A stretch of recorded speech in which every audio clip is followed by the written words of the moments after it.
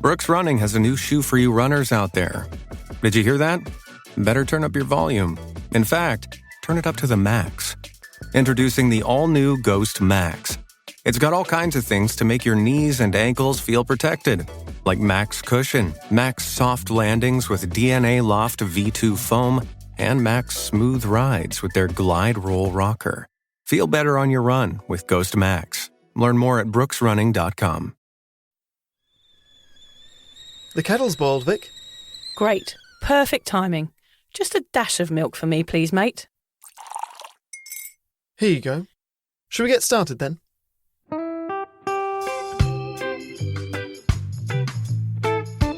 Have you ever woken up on a Sunday morning and said, I'm never drinking again, and then found yourself waving $50 at a barman by happy hour?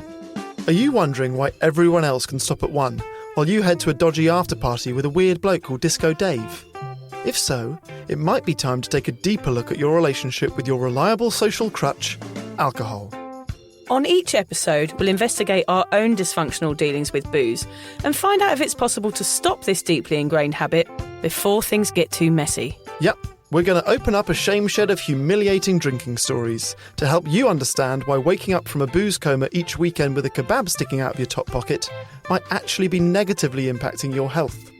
Hamish and I are here to delve into what it's like being sober, an unwanted warts and all look into why giving up those cheeky pints or putting down those mummy wines will make you feel happier, help your anxiety and mental health, and turn you into the most sparkly, authentic version of you. Won't that mean I become boring though, Vic? Well, Hamish, we'll just have to wait and see. I'm Victoria Vanstone. I'm Hamish Adams-Cairns. And this is Sober Awkward.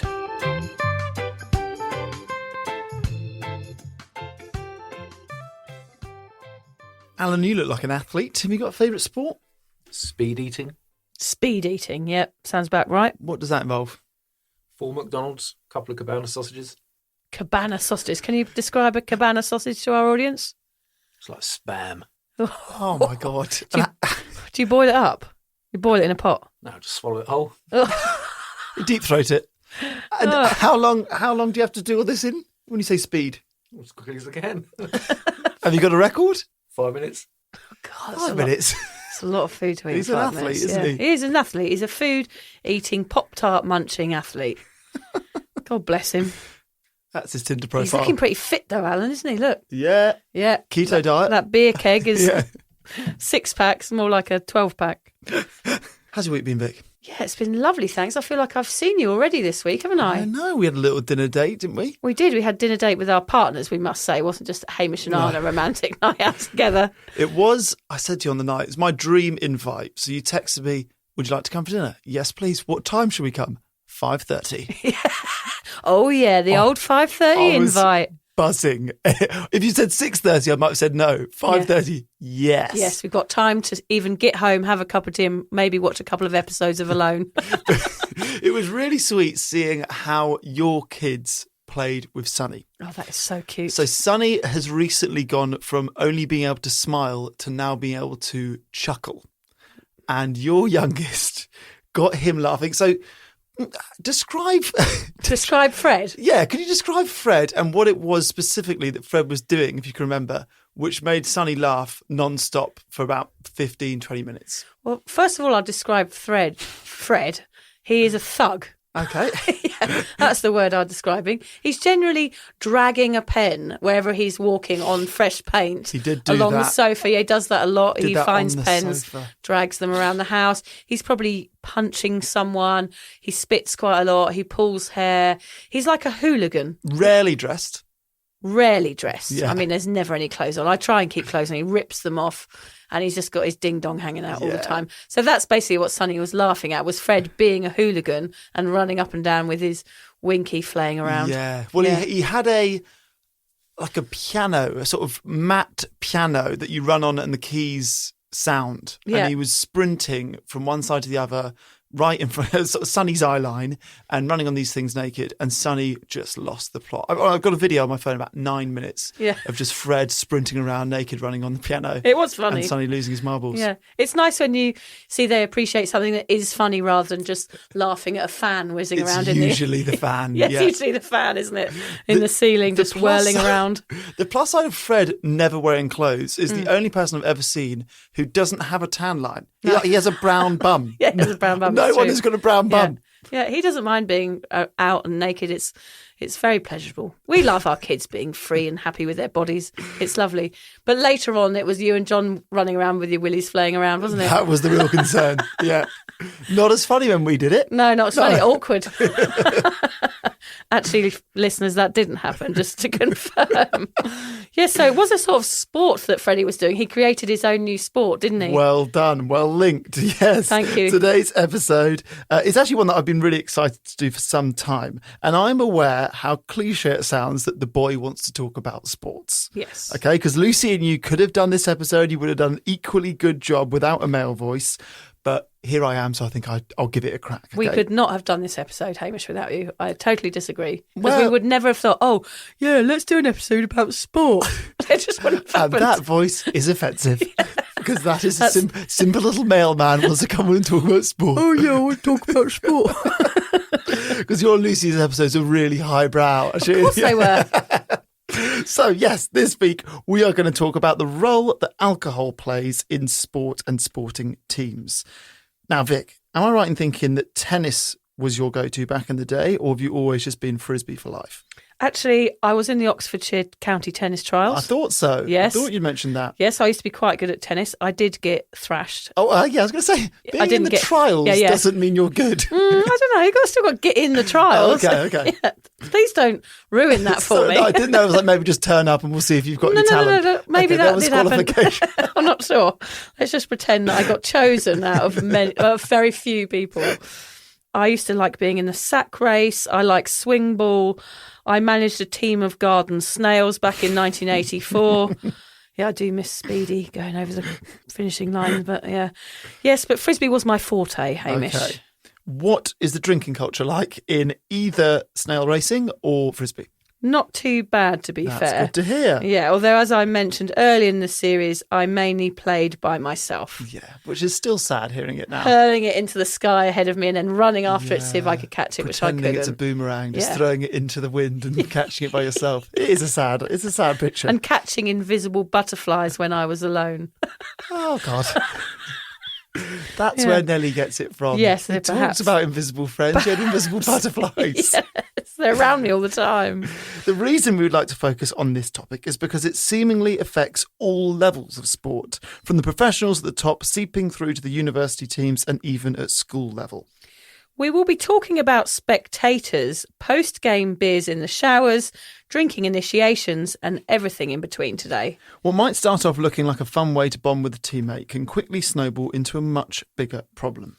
So grab your rackets, strap on your boots, tighten your helmet and get ready to take your shot at sobriety. I'm very proud of you, Hamish, and your puns there. You like that? Yes, I am extremely proud. When I wrote take your shot, I was like, I'm not quite Lin-Manuel Miranda, am I? No, but it's good though. Yeah, thank you. I was smiling writing that, and then I thought Vic can read that. No, I do love the puns. Yeah, I do love the puns. By the end of today's episode, we hope that you will have a better understanding of why many are calling for change in the drinking habits within sport. We hope that you might feel better equipped to say no and to actually enjoy sport for what it's designed for. Bonding with friends, getting fit and improving a particular skill. None of which throwing up down the drain of a changing room shower help with. No. To be fair, aiming a throw up down the toilet without hitting the rims is a skill that I improved on throughout my drinking years, Hamish. Not exactly a sport though, is it, Vic? No. Let's move on. The way that I would like to structure this episode is by first trying to explain how sport and alcohol have become so inseparable before discussing some of the reasons that this is detrimental to both the sport itself and our society. I just want to tackle you to the ground here, Hamish, Well done. And have a little history lesson. You know, I love to look at the backstory behind alcohol, and not surprisingly, the wobbly saga between sport and booze has been going on for ages. Ancient Grecian Olympians drank wine to enhance performance, the Victorians believed that beer helped to build stamina, and the Roman gladiators drank an alcohol and plant concoction which made them stronger, so they thought. Yeah. The runners in the very hot 1908 London Olympic and Marathon necked brandy, glasses of bubbly and strychnine, best known as rat poison, for a pep-up en route. And Tour de France riders used to stop for a glass of red mid-race. They did. They also used to do cocaine. Yeah. God, it's crazy. Yeah. When people realised mid-20th century that booze was actually slowing them down, other drugs like metabolic steroids and cocaine, as you say, Hamish, replaced those half-time bubblies. That is wild. I can't believe how long these have been intertwined. I know, it's crazy, isn't it? Now, let's look at how glorified alcohol has become within sport. One of the most obvious ways this has happened is through alcoholic brands sponsoring major professional tournaments worldwide. For example, the English Premier League has an official beer sponsor every year, which means our children are watching their heroes as advertising boards display alcohol around the ground every week. Earlier this year, Ash Barty caused a stir after her Australian Open win, as the Channel 9 commentary team handed her a beer to enjoy live on air. Whereas some applauded this very Aussie response to winning a Grand Slam, others were horrified by the message this sent. This is nothing new and has come right from the very top for years. In 1983, Australia celebrated one of its greatest sporting achievements by winning the America's Cup. In the aftermath, the then Prime Minister Bob Hawke, who had clearly had a few champagnes, said live on TV his now infamous line, "Any boss who sacks anyone today for not turning up is a bum." Very nice. Thanks. This normalisation of alcohol, sponsoring sport and celebrating wins by drinking to excess, both as a player and as a fan, is now part of the makeup of our society. So what are the dangers of this? Okay, so firstly, I want to look at inclusivity.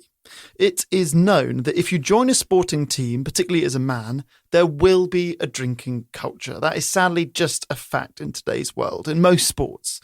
More often than not, with this comes a loutish and laddish culture. Yeah, it certainly does.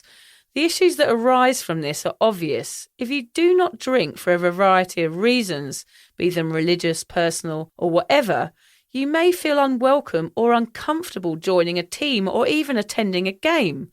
The same can be said if you are homosexual, bi or gender neutral and feel as if a toxic masculine environment could present its problems for you. With sport becoming less and less inclusive, think of the talent we could have missed out on.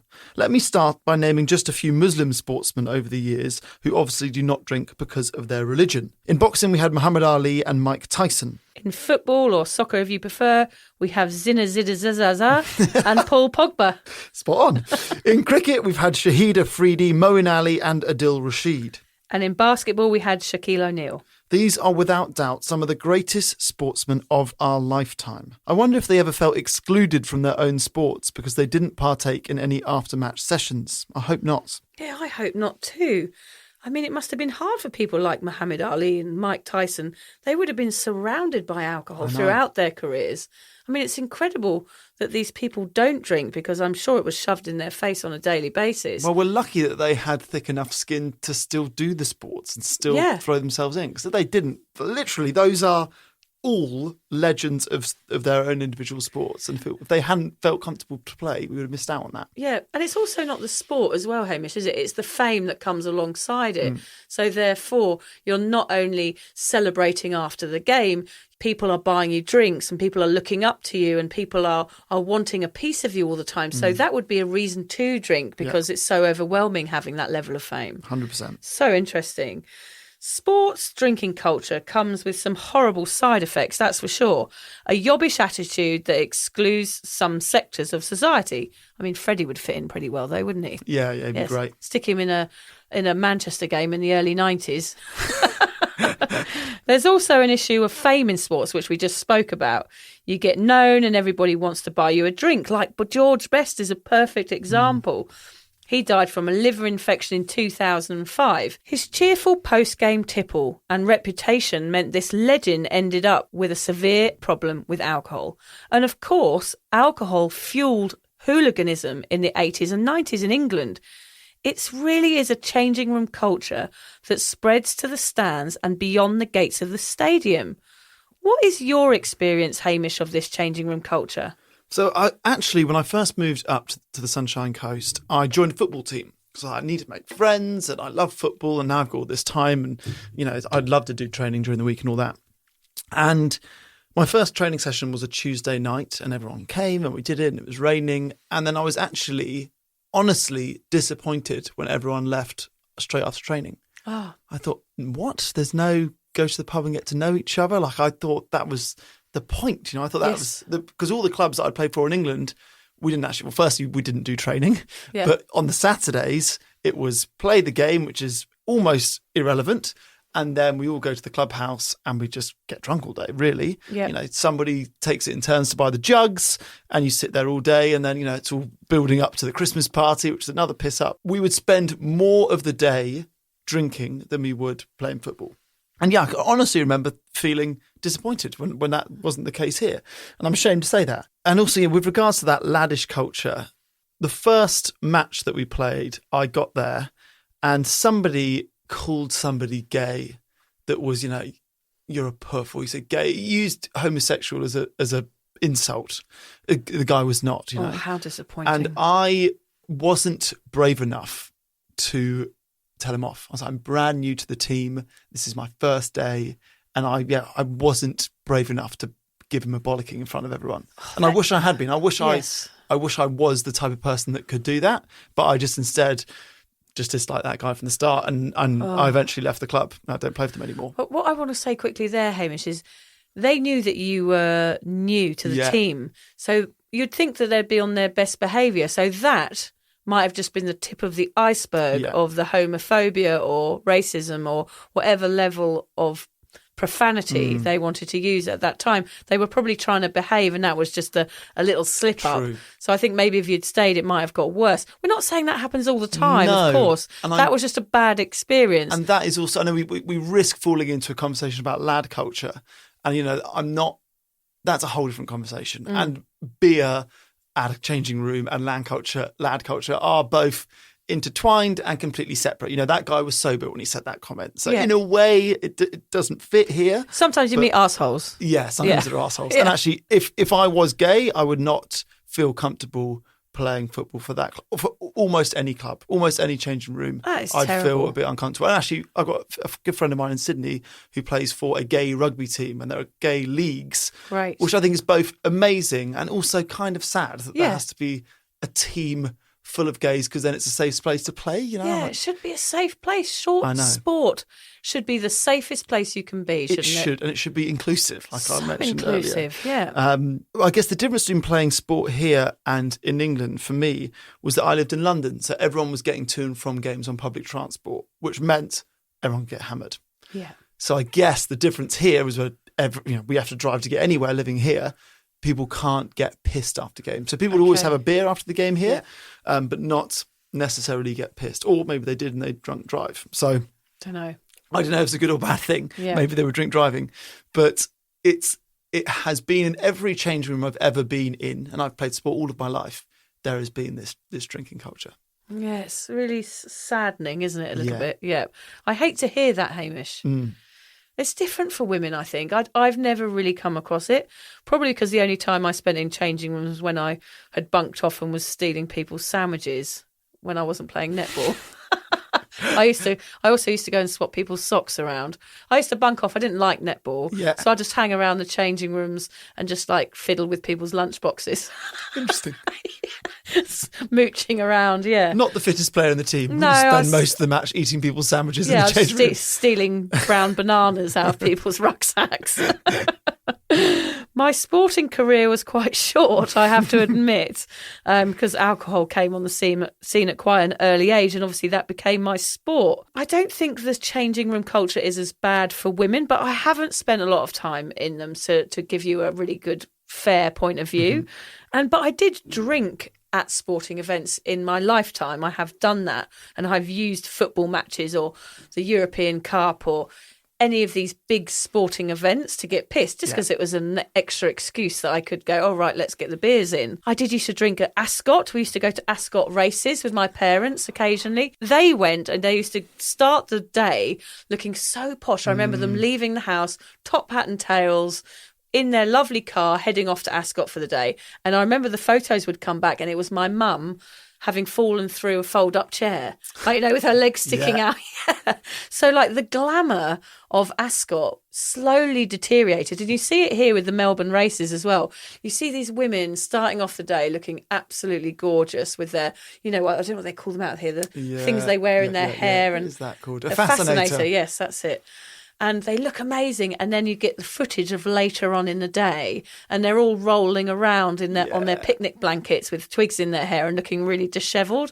There's something quite joyful about that. I don't know why. I've got quite a story to tell you about Ascot. So I worked there every year for a while in the boxes. And probably the worst hangover of my life was at Ascot, because it was always after the bank holiday weekend in August, which was always a music. It's always a music festival on. Yes, bank it's holiday Reading weekend as well. It was Shambhala, I think, was on. I can't remember which one I went to, but yeah. Anyway, the festival end on Sunday, the festival end on Sunday. We get back on Monday, and the Ascot starts on Tuesday. Yeah, I was in a box, so people have paid thousands for this experience of having a box, and I'm doing all the food and drink, and there's only 2 of us per box. I threw up all day. I had to go, and obviously there's no private loos for the staff. Oh. So I'm going to the public loos where everyone else is, and they have ties. And you were dressed as a waiter. So I had to take off my waiter uniform, which was just an apron really, hide that so I look like just a random punter, right. Go to the loo. I threw up, honestly, all day. It's a 12-hour shift, 8 till 8. Dry heaving. Oh yeah, by the end, yeah. Ugh. All day. So I'm green, and I'm trying to, not touch any of the food, although it's a hangover. That's not how it works. But, trying to not have too much face-to-face with the people who've paid thousands for this horrible box. Sour breath. Yeah. And they tipped us at the end, and I said to my mate who I was doing the box with, I was like, you just have to take all the tip. I've done nothing. I've been throwing up all day. It's yours. That's horrible. But yeah, rough. But yeah, Ascot is probably one of the biggest piss-ups of any sporting. That and Henley Regatta. We used to go to Henley. Yeah. And I've spoken to you about the darts in the past. Yeah. I rolled off a boat at Henley once. And actually, my friendly died rolling off a boat. And we crashed a boat into a bridge. We used to drive boats around really drunk at Henley. Yeah. It's these sporting events, it's just an excuse to get wasted. I remember those women at Ascot would just be rolling around in like horse turds. The train from Ascot to London at about 7 or 8 p.m. is extraordinary. Yeah. Unbelievable. Yeah. Drunk, posh people. Nothing worse. Yeah. Talking on their phones really loudly. Yeah. Like we care. If you would like to support the Sober Awkward podcast, we're excited to announce that we've joined Patreon. Patreon is a membership platform which allows you to give back for the content you love. By buying Sober Awkward a cuppa once a month, we can keep the giggles coming and continue sharing our sobriety message. By joining Patreon, you get access to Sober Awkward merch, extra content, special promos and loads more. Just find the link in the show notes or head to patreon.com and search for Sober Awkward. And together we can learn how to feel the awkward and do it anyway.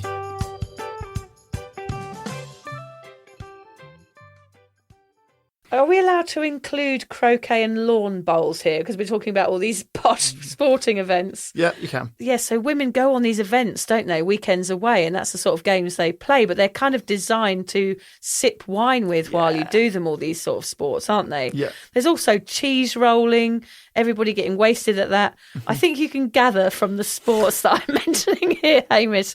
So I'm not really a mainstream sports These fan. are all good sports, though. Yeah, I'm more sort of a bog snorkeler or sort of zorbing fan. Yeah, which I think are still drinking events, quite honestly. I think we're dropping into games rather than sports with some of What are we these. trying to say? Bog snorkeling is not a professional sport? It's not the Olympics, but yeah, sure. Isn't it? We should make an Olympics with the sports that you think should be in the Olympics. Yes, we should. It's obvious that this toxic culture and lack of inclusivity risks robbing us of some of our greatest sporting talents. The famous bog snorkelers of the world. If people do not feel comfortable to enter a sporting environment, they will simply turn away from the sport and find something else to do. Can you imagine the tragedy of not feeling like you can play a sport because you're not a drinker or not straight? Yeah, absolutely. Let's now discuss some of the dangers that this drinking culture brings with it, starting with initiations.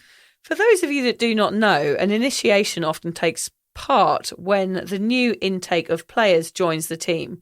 The senior players set them a number of challenges which are designed to be awful and bring the team closer together through shared experience. Yeah, so in professional sport, you often see a player that's just been signed to a team is often like forced to sing a song, like basically karaoke in front of the whole team, which is Yeah. fairly innocent and, a bit embarrassing, but fine. Yeah, but funny.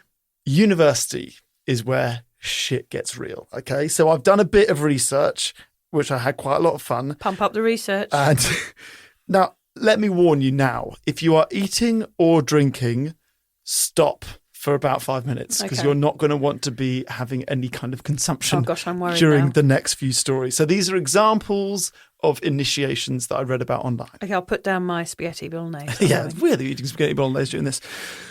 The Manchester University Rugby Club had to apple bob with dead rats floating in cider before rubbing chilies on their genitals. Throwing up was obligatory if you wanted to play on the team, and then you had to wrestle naked in the sick. Oh, my God. Yeah. And that obviously they're drunk when they're doing that. Of course. Right. In a way, I hope they were. I 'cause hope that they would were be too. real bleak sober. Yeah. The Bristol rugby team played a game called What's a Shit and What's a Banana? The team captain did a shit into a bucket of water and then dropped a peeled banana in two. Freshers were then blindfolded and told to find the banana. Yeah. What the hell's going It's on tough. here? And there's basically a bit of a bobbing, It's sick. quite a lot of this bobbing, what was I saying? Bobble-obbling. Quite a lot of bobbling going on. Yeah. When I was at uni in Newcastle, I remember the Durham rugby team were found naked in one of those freezer vans by the police. Right, they'd been left there. They're like, we're going to leave you here They for a could certain have amount. died. Yeah, so get hammered, and then we're going to leave you in this freezer van for X amount of hours. And the police found them. I think they ended up banning all initiations in Durham that year or the year after. Gosh, I didn't even Wild. know it was a thing, yeah. Yeah. Members of the University of York Hockey Club were forced to have drinks that had been mixed with a concoction of dog food, anchovies, goldfish, vodka, and raw eggs blended together.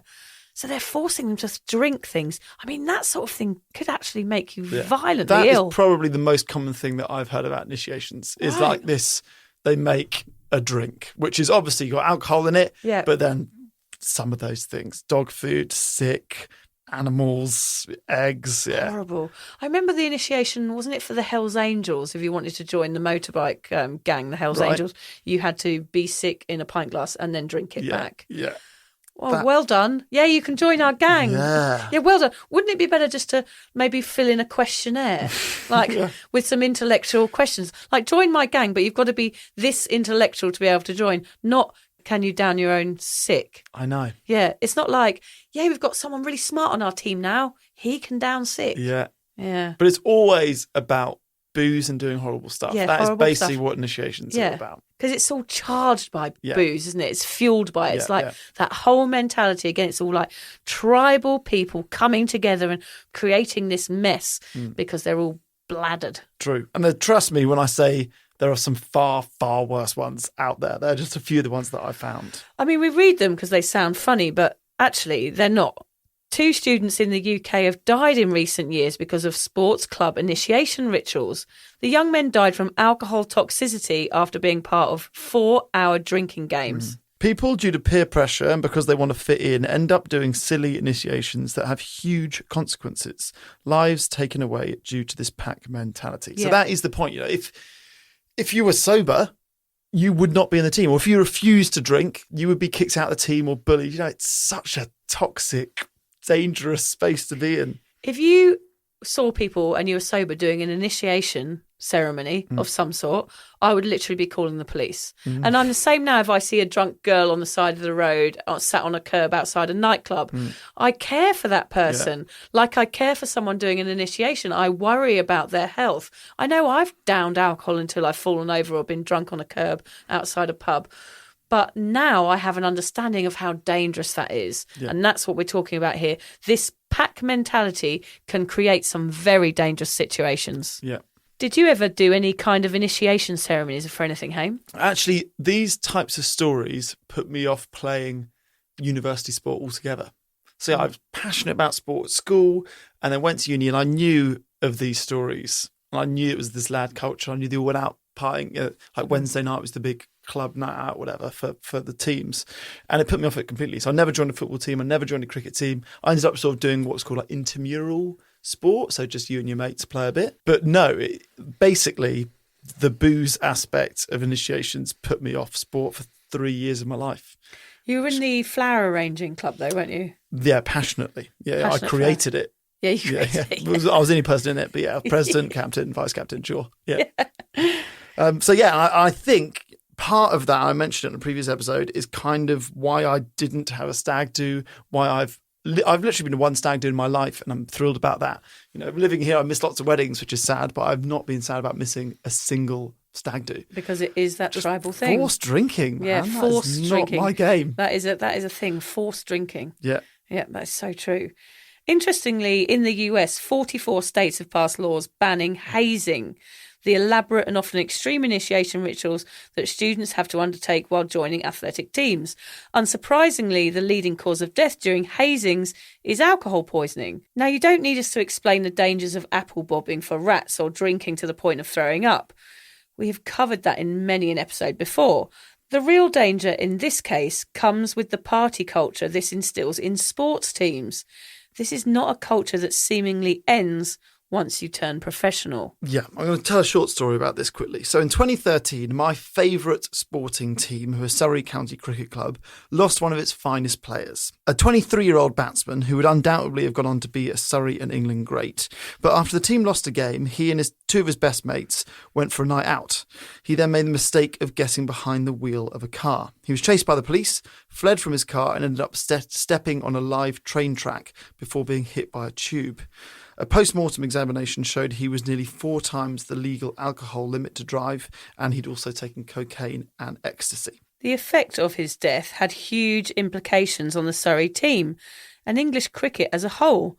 Surrey's captain and best friend and housemate, another English cricketing hopeful, ended up leaving the club as it was too painful to be in the dressing room he had shared with his former colleague.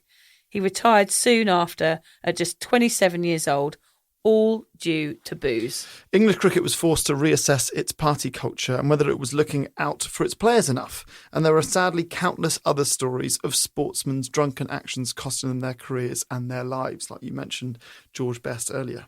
Yeah, it's terrible. Lots of athletes drink, and as spectators, some enjoy joining in the marathon drinking sessions. We've spoken in previous episodes about the consumption of alcohol at cricketing or darts matches in particular. But how does this affect sobriety? Can we be part of a culture without letting it infiltrate our sacred sober lives? This is the point that we always start on. We talk about not joining a team until you feel absolutely confident in your sobriety. Yeah, I mean, we say that with a lot of things. Like every topic we say, like the best thing, if it doesn't feel comfortable, is to avoid it completely, especially if you're in your early sobriety. Your sobriety has to come first. There will be peer pressure in that environment. There will be. You cannot avoid it. The best thing to do as well is to be open about it. If you've got teammates that are heavy drinkers and you find a moment of peace where you can have a discussion with them, whether that's in the changing room before the match or after the game, have a chat with someone about it and say, look, I'm a non-drinker. I'm just telling you in advance because I don't want to make anyone feel uncomfortable and I don't want you to feel comfortable around me. So that is the best way, is just be open and honest about drinking. And I think you'll find it's respected, unless you come across an arsehole like that guy we spoke about earlier. They're out there. Remember to focus on what sport is really about rather than the drinks post-game. Yeah, and that is so true. Focus on the game, not the party afterwards. Find other sober sports people and sports fans through Cuppa who you can compete with and watch sport with. Yeah, that is an important one. Watching sport is as much a drinking thing as playing the sport. Yeah, totally. When you're the spectator at home or whether it's at a stadium, it's probably worse at home because you haven't got to drive anywhere afterwards. Yeah. So that culture is probably a whole nother podcast, Hamish, is that sitting at home on your own and how dangerous that can be. And if you want to watch sport with an atmosphere, it's a pub. Yeah, it's a pub. It's a pub. So, yeah, there's nowhere else to go, is there? No. Gosh, so it's frightening. Be the one that changes the culture. Yeah, if you're open about your sobriety within that culture, then people will follow suit and they will know that they are safe if you are there too. And that is a brilliant way of breaking through the stigma of being sober and doing sport. Find a sport that does not involve a team environment. Tennis, running, frisbee, or bog snorkeling with Vic. Yep, I'm there. I'll be there with my snorkel on waiting for you next to the muddy river. She's waiting for someone to do it with her. With my weird suit on. Bring your own alcohol-free drinks. I know this is full on to go into that sort of environment with an alcohol-free beer, But what I will say is that my husband last week had his birthday party, and my husband, John, is basically alcohol free now. He hasn't had a alcohol beer for probably at least 6 months. Mm-hmm. He was never a real problem drinker, but he just sees the bigger picture now with everything that I do. So it's amazing. I've never asked him to stop drinking. It's just actually just happened. And he had a birthday party last week with all his mates at the wakeboard park. Yeah. 10 of them all went, and John bought only alcohol-free beers to have afterwards. And he handed them out after they'd all been around, and all done the sport. And no one complained. Everybody was happy to chat about it. There was one guy there who actually didn't drink. It was the first time that he'd ever been offered an alcohol-free drink with a group of mates. So that was lovely to make him at ease like that. And actually it was really successful. And even if people were a bit shocked by it and thought, I'd probably prefer a normal beer, nobody said anything. Everyone got on with it and they all went home and it was fine. So it was actually a really nice thing to do. And they were forced into having genuine conversations just from that one move. That's awesome. Yeah, it was awesome. Yeah. We've established that alcohol as a sporting spectator or a member of a team is almost impossible to avoid. We have covered why this might be the case, as well as touching on some of the dangers of it. Once you expect this, it is often easier to plan how best to maintain your sobriety within it. Yeah, just remember our motto, feel the awkward and do it anyway. Vic, this week I'm going to set you a challenge rather than the other way round. And it's a sporting challenge. Oh, well, great, Hamish. You know I love sport. Yeah, well, anyone that was listening to one of the very early episodes of this series might remember that I sort of teased the idea of this challenge. I don't know what you're going to say. You questioned my love of cricket. Yes, I questioned many things about you. Craig David and cricket being the two that I question the most. Oh, maybe I should bring some sort of Craig David aspect into the challenge. No, please don't. So, you questioned my love of cricket, which I told you one of the things about cricket is huge, huge drinking culture. Yes. Everyone at the ground is drunk. Yeah. And everyone watching is drunk at home. The Cricketing World Cup is going on right now in Australia. Oh, right. I am taking you to your first game of cricket. It's between the huge cricketing country of Afghanistan against, we don't know who they're playing yet. It depends how the tournament turns out. Please, but no. you and I are going together, and we're not only going together, we're going in fancy dress. Okay? I am going as a frog. You are more than welcome to go. I've thought about buying you a fancy dress costume. I think that is unfair. You can go however you like, but I will be a frog. Why are you being a frog? It's a long story. It's actually from a kind of like a cricketing podcast, but right. I will only go to cricket games as frogs now. My first day of my married life was Fred. No, I'm not your son. First day of my married life was Boxing Day at the Melbourne Cricket Ground in front of 100,000 people dressed as a frog. So I need to continue the tradition. Oh, God, Hamish, I hate cricket. You hate cricket. You don't like being around drinkers. Oh. Fancy dress you do like, though. So that's kind of a saving grace. Oh, God. So we're going. I think it's in about 10 days. Yeah, you and I are going together. Oh, I'm not looking forward to that. I said to Liz, how long is it? I said to Liz, do you want to come with me? I'll buy you a ticket. She goes, no. Yeah, don't blame her. She's free all day. She's got a free ticket. Still no. So how long is it going for? It's not a test match. A test match is 5 days long. The World Cup at the moment is what's called a T20. So it's about 3 hours long. It's a Tuesday afternoon. I think I'm busy that day. No, you're not. I think I've asked John. Getting my hair cut. No, John's looking after the kids. Oh, God, I'm busy gouging my own eyes out with wooden spoons. I reckon you're going to love it. I've got a feeling you're going to become a massive cricket fan. That's hilarious. All right, I'm up for it, Haim. Yeah, good. That is your challenge. Have you got a sports-related quote for us to end on, Hamish? I do. So, be stronger than your strongest excuse. Oh, yeah, that is a good one. Not really sporty, but it was talking about strength. I figured, it's close enough. Be a strong man, stronger than your strong man's excuse. That works better. That's your edited version of my quote. I actually looked up a book, Hamish, since I read your topic idea. Mm-hmm. And there's a book which is by no means a sobriety book, which is called Mud, Sweat and Beers, A Cultural History of Sport and Alcohol by Tony Collins. I did actually have a little read of it online. It was quite fascinating. Nice. All of the history of why we drink at sporting events, which is all pretty fucked up, really. And the big news here is, people, you don't have to drink at sporting events. No. It is actually your decision, and you can decide not to and go and have a lovely time. I know you think we're weird and party poopers, but it's true. We've done it. We've been there. I have been to sporting events sober, and it's bloody brilliant. So go and do it yourself. Particularly in Australia, they are watered down beers and they cost about $15 in the stadium. It's not fun. And you need a toilet all the time, and you're queuing up all the time. And we could do a whole episode on stadium toilets. Stadium toilets. I once saw a man swimming in a stadium toilet trough, one of those ones that's like the a men's toilet. Saw him swimming in it. Why? At the Hong Kong Sevens. He'd had a drink, I think. I think so. Yeah. Kind of like your bog snorkeling, actually. Yes, it's not fun. Yeah, it was a bog snorkeling. Are you sure you weren't at the National Bog Snorkeling event in Hong Kong? Anyway, on that thought. Yeah, see ya.